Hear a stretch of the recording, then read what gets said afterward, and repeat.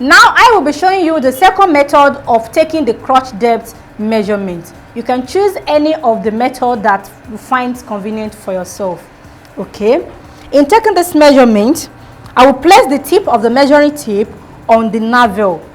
Here is my navel. This is not going to be above the navel this time around. Okay, it's going to be exactly on the navel. This is my navel. Then I will hold it at that point. From this point, the measuring tape will passes through in between my two legs to the back and stops on the back waist point. Now I will be demonstrating this method on the mannequin. So I will place the tip of my measuring tape on a navel. Let's assume this is a navel, like so. Then the measuring tape passes through in between our two legs. Can you see what I'm having? I'll bring it backward. Make sure the measuring tape does not shift from that point. Then this is coming upward like so in between the buttocks, then stops exactly on the back waist point. The back waist point is a point that goes innermost at the back, just as I showed you earlier. So it's going to stop on the back waist point. So let's assume this is our back waist point, from navel to the back waist point. So that is another method of taking the crotch depth measurement. This measurement is not used exactly the way it is taken. It has to be divided by 2. When we get to the drafting part, you will get to understand this better. Now that I've showed you 2 different methods of taking the crotch depth measurement, you can choose any of these methods that you find convenient for yourself. And in case you don't want to use any of these methods to get your crotch depth measurement, you can as well go for the standard measurement. Though standard measurement cannot be as accurate as the taking measurement. If you are into bespoke tailoring, I will advise you take this measurement directly on your client. But if you are into ready to wear, you can go for the standard measurement. The difference between the hip level and the crotch depth is between 2 inches to 3 inches. For small figure, you can use 2 inches. For medium, large, and large figure, you can use 2.5 inches. And for extra large and excess large, you can use 3 inches. We have the highest number of people that uses 2.5 inches because this 2.5 inches works for medium large figure and large figure. So guys, these are different ways in which you can get your crotch depth measurement. So guys, now that I've showed you how to get the crotch depth measurement, now I will be showing you how to take the thigh measurement as well. As I said earlier, these 2 measurements goes together. One is vertical and the other is horizontal. The crotch depth is the vertical measurement, while the thigh measurement is the horizontal measurement. In taking this as well, I'll be showing you 2 different ways in which you can get your thigh circumference measurement. The second one is a secret.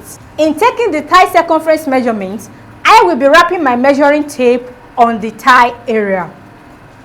Not the 2 legs together, but one leg, like so. You can see what I have. The measuring tape must fall at the back towards this side. Then I will hold it like so to meet at the top.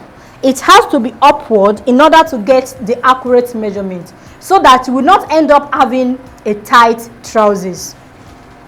The measurement is not taken like this. Though this is a thigh area, you can see this is where the crotch stops. This is a crotch depth measurement, but the measurement must not be taken exactly on that point. If it is taken on that point, you will end up having a tight trousers. So you have to bring it up.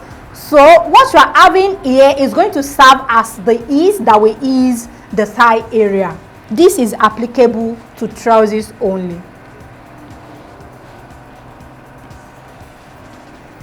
You can see what I have for my thigh circumference measurement is 28 inches. Can you see what I have? So if I bring it down to the crotch point, can you see the amount of ease I have around there? You can see what I have. But in order to get the exact amount of ease I will be needing for the thigh area, That is why I'm using this as a guide. So bringing it up is a guide for you. Can you see what I have? So when you are taking it on this point, it has to be taken tightly. It has to tight. Don't take it loosely. At this point, you make it tight as much as you can. Okay? Make it tight as much as you can, then bring it down. So it must not be too tight and it must not be too loose. Can you see what I have?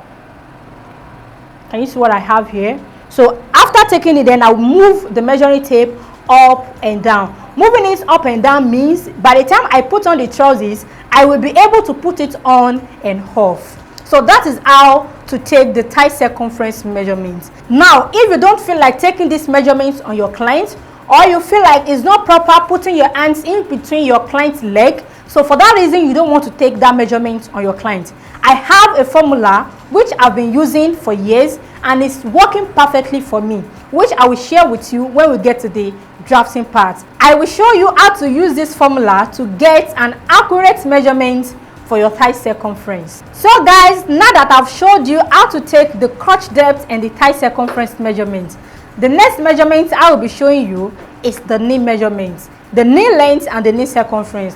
The two measurements are going together as well. In taking the knee length measurement, this measurement has to be taken from the natural waist level. Don't forget, I told you it is necessary you take this measurement from the natural waist level. And the measuring tape will pass it through the side of the leg. It is not taken at the front of the leg and it is not taken at the back of the leg. Okay, so from the natural waist level point, I will lay the tip of my measuring tape like so. Then I will bring down my measuring tape. I will make sure my measuring tape passes through the fullest part of the hip. This is very important. Then when I get to the knee level, this is my knee point. This is on the knee and this is the side of my knee. This is on the knee and this is the side of my knee. The side of my knee goes inner more than the front of my knee. You can see what I have here. So this is where my measuring tape is stopping. Can you see what I have? So this is where my measuring tape will stop. So that is the exact point for the knee level measurement when constructing a trousers. When constructing trousers, your knee point measurement is different from when you are constructing a skirt. So please don't get confused. So this is what I have for a knee point. After taking the knee level measurement, immediately I will note the points, then take the knee circumference measurement as well. As I said, the two measurements are going together. One is vertical and the other is horizontal. I'm taking this from the back to the front. You can see what I have. See, the knee measurements cannot be taken this way. The knee circumference measurements cannot be taken like so.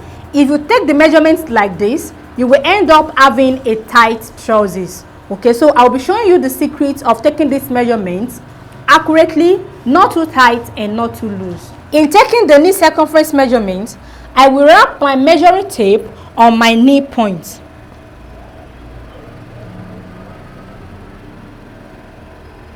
When I wrap my measuring tape on my knee point, I have 15 inches. Even with my finger in between my measuring tape. But it cannot be taken this way so that I will not end up having a tight trousers. Okay, so I will be releasing my measuring tape as I raise my leg. So this is what you will tell your client to do. Tell your client to raise her leg after wrapping your measuring tape on her knee area. So as she's raising her leg, you release your measuring tape until your measuring tape fits her knee area. Then communicate with her, ask her if she's comfortable or not. What I'm having here is not too tight and it is not too loose. So by the time I put down my leg, this is what I will be having as my knee circumference measurement. With this, I've added ease to the area. This and more are the secrets that goes into the construction of the female trousers. Can you see what I have? So this is the proper way of taking the knee circumference measurements. So guys, now that I've showed you how to take the knee level and the knee circumference measurements, the last two measurements that goes hand in hand, which I will be showing you now, are the trouser length and the ankle circumference measurements. Now I will be showing you how to take the trouser length measurement. This measurement has to be taken by the side of one leg, from the natural waist level to the desired trouser length. The trouser length can be below the knee level, it can be at the 3/4 point, and it can be on the ankle. Okay, so when you are taking this measurement, make sure your client is on her shoes. This is very important so that you will not end up having a shorter trousers after construction. Okay, so I'll be taking this by the side from the natural waist level point, then I will extend it downwards. When I get to the knee point by the side, that is the part that goes in around the knee area, I will leave the tip of my measuring tape on the waist line. Can you see what I have? Then I will hold it on the knee point. Make sure your measuring tape passes through that point. There are 2 points you have to take note. That is the fullest part of the hip and the knee point. It is very important. Then I will extend my measuring tape downward to the desired trouser length, which can be exactly below the knee level. It can be on the 3/4 point, which is here. And if it is long, it's going to stop on the bone on the ankle. The bone on the ankle. This is the bone I have on my ankle. So when I'm taking the trouser length measurement that is long, it has to stop on this point. You can see what I have. Then I have 42 for her. So that is the proper way of taking the trouser length measurements. The next measurement I'll be showing you is the ankle circumference measurements. These two measurements are going hand in hand. One is vertical and the other is horizontal. Okay, in taking an ankle circumference measurement, it is also very important so that you will not end up constructing a trousers that will be very difficult for your client to put on. Even if she managed to put it on, it will be put off with the help of scissors or razor blades. In taking the ankle circumference, this measurement has to be taken from the back of the leg. This is the back of my leg. You can see what I have here. Okay, so this is not the proper way of taking the measurements. If you take the measurements like this, it will be so difficult to put on and off the trousers. Okay, so in order to avoid this issue, you will tell your client to raise her leg a little like so. Then the measuring tape comes from the back to the front of the leg like this. Can you see what I have? And in order to confirm this is okay, I will just bring out the measuring tape like this. If it is difficult to pull it out, I will release my measuring tape more until it is free to off. Can you see what I have? Then I will off it like so. You can as well make use of a standard measurement if you are constructing a straight pants, which is between 14 to 15 inches. But this measurement is for a fitted trousers. Now for a quick recap on all the measurements I've showed you when constructing a female trousers. We have the waist circumference measurement, which is a stand-alone measurement, the only stand-alone measurement we have in female trousers construction. Apart from the waist circumference measurements, we have the hip level and the hip circumference measurements. These two measurements go hand in hand. One is vertical and the other is horizontal. Then after that, we have the crotch measurement. The crotch depth and the thigh circumference measurements are two measurements that go hand in hand as well. One is vertical and the other is horizontal. After the crotch measurement, then we have the knee measurements.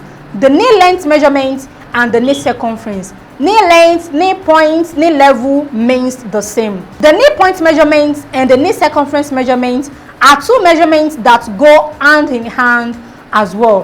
One is vertical and the other is horizontal. And the last set of two measurements I showed you are the trouser length measurements and the ankle circumference measurements. One is vertical and the other is horizontal. These two measurements also go hand in hand. So guys, now we've come to the end of this module, which is the first module in our trouser variations masterclass. Let's meet in the next video where we shall go deeply into the drafting of the female trousers. See you in the next module.